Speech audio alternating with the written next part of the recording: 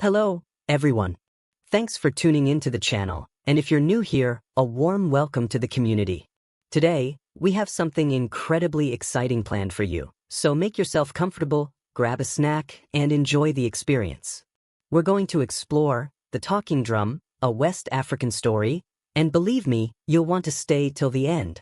As always, if you enjoy engaging stories and fresh content, be sure to subscribe and hit the notification bell so you won't miss what's coming up next. Now, sit back, unwind, and let's get started. The divine trees. Long before the first drum was crafted, before hands created rhythm in hollowed logs, the trees of the vast woodland whispered to the breeze. Each tree possessed a voice, a unique spirit awaiting to be awakened. The formidable Irako, standing tall, was revered as the progenitor of drums, for its timbre produced profound, resonant sounds that could ascend to the heavens. The mahogany, as red as a setting sun, sang with a soft, warm tone that soothed the hearts of warriors. The baobab, known as the tree of wisdom, contained ancient echoes within its enormous trunk, while the danta tree, both pliable and sturdy, was preferred by master drum makers for its resilience. The elders believed that within these trees dwelled spirits capable of connecting with the ancestors. Only those favored by the divine could carve a drum without displeasing these spirits. The emergence of sound. In the village of Odujawa, where rivers converged with mountains, a young boy named Adewale paid attention to the trees. While others perceived only wood, he discerned the echoes of history and the whispers of what was to come. One evening, after a mighty storm had rattled the land, an elder named Baba Ajul took Adewale into the woodland. They stumbled upon a fallen Irako tree. Its grand trunk split open, as though the gods themselves had struck it. "This is an omen," Baba Ajul declared. "The tree has offered itself to us. It is time to create a drum that communicates." With deliberate hands, they sliced a section of the sacred wood. The villagers encircled them as the elder began to carve, his blade moving in harmony with the pulse of the earth. Adewale observed closely, sensing the spirit of the wood awakening with each stroke. The heart of the drum. The drum was hollowed out, creating space at its core for the inner voice. Baba Ajul then stretched the hide of a royal antelope over the top, securing it with lion tendons. "A drum is more than just wood and skin," he explained. "It serves as a bridge between the living and our ancestors." As he finished tying the last knot, a sudden breeze swept through the village. The fire crackled, and the ground shook ever so slightly. The drum had come to life. When Baba Ajul struck it for the first time, the sound surged across the land like thunder. It communicated not through words, but through rhythms that recounted tales of rulers and warriors, of love and sorrow. Then something unexpected occurred. The drum responded. The first message. The villagers gasped as the drum spoke back. The rhythms did not simply reverberate, they reacted. It felt as though the ancestors had returned through the beats. "The gods have granted us favor," Baba Ajul murmured. "This is far from an ordinary drum. It bears the spirit of our land." Adewale stepped forward, his hands quivering. He reached out to touch the drum, sensing its heartbeat. Then, seemingly compelled by an invisible force, he began to play.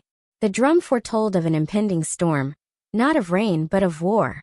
From the hills beyond, enemies approached the village. The drum had given them a warning.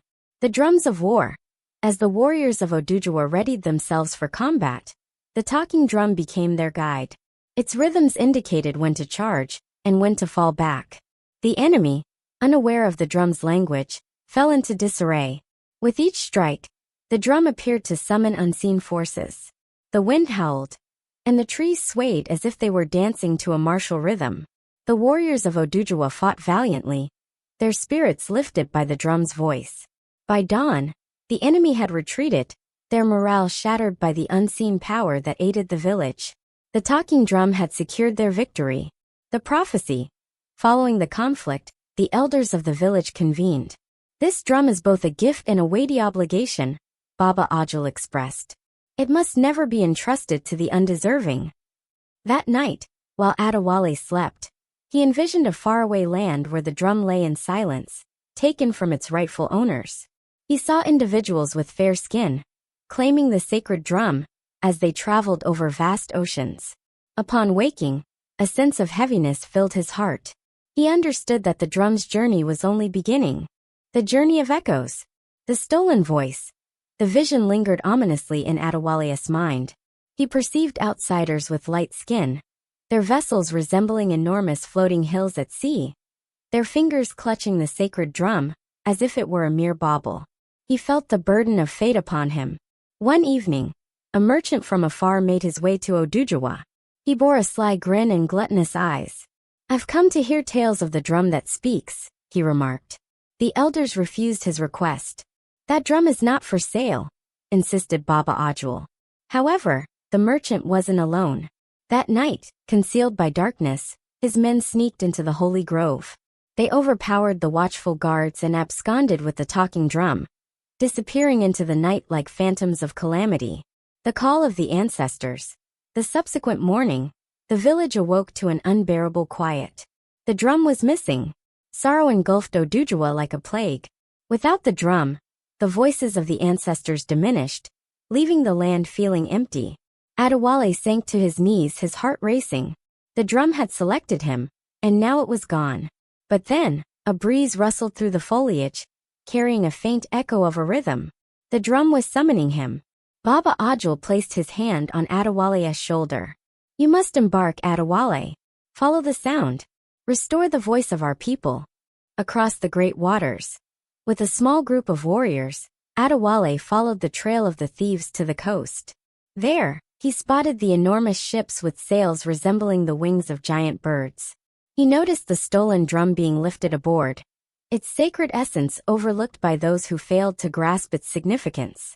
Resolute, Adewale and his warriors concealed themselves among the cargo, boarding the ship as it departed for an unfamiliar destination. The waves crashed beneath them, and the sky seemed to stretch infinitely ahead. As the land of his ancestors disappeared from view, Adewale tightened his fists. No matter where the drum was taken, he would track it down. He would return it home. The land of shadows. Days stretched into weeks as the vessel journeyed to a faraway shore.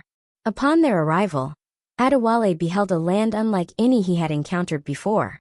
The air was filled with exotic spices, and the inhabitants spoke in a language that sounded foreign to him.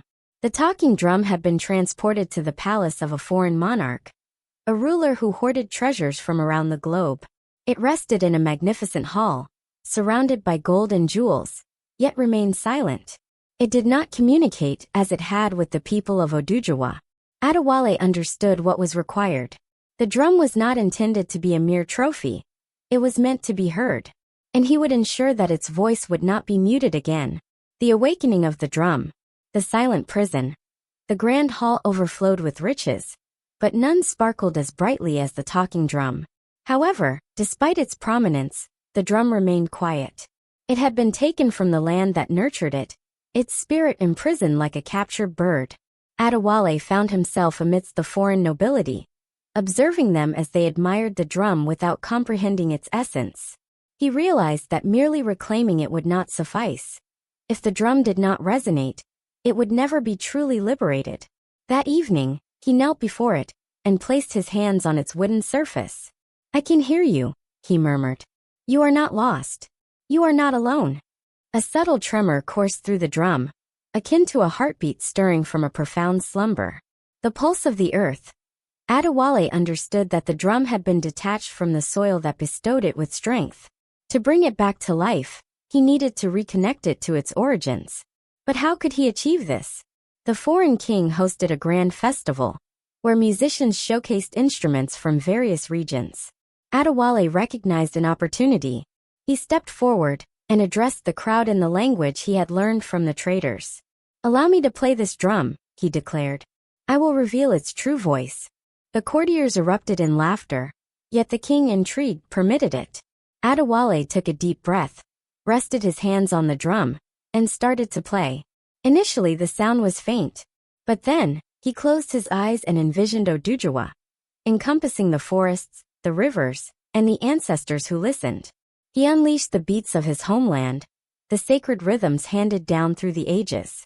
The drum resounds again, the atmosphere shifted. The drum's notes reverberated through the chamber, growing more powerful with each beat. The walls shook, and the foreign audience fell silent. Then, an extraordinary event unfolded.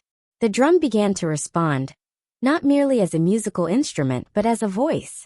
It resonated in rhythm, summoning the spirits, conveying its message across epochs and distances.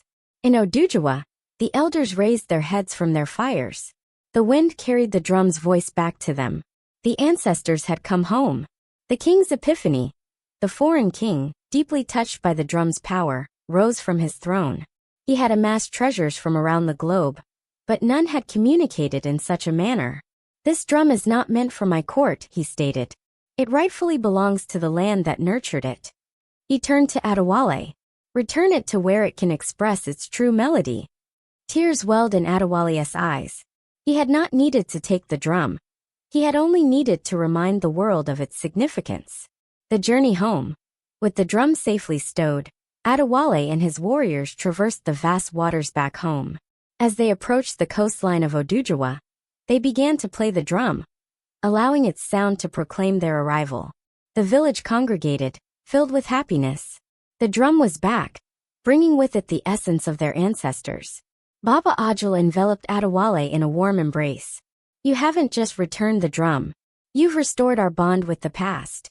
That evening, a drum festival took place, and for the first time in many generations, the spirits of the ancestors mingled with the living. The legacy of the talking drum. As time went by, Adewale assumed the role of the talking drum's guardian. He shared its language with the youth, ensuring that its voice would resonate eternally. The drum transformed from a mere object into a connection between realms, a vibrant symbol of rhythm, memory, and belonging. Thus, the talking drum continued to resonate, its sounds traveling through time, reminding everyone who encountered it that every voice deserves to be heard, and every soul should be remembered. Thank you for following the journey of the talking drum. The end. Thank you for watching till the end.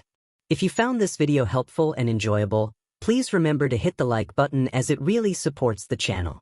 Also, if you're new or haven't already, make sure to subscribe and enable notifications. Until next time, take care and keep exploring.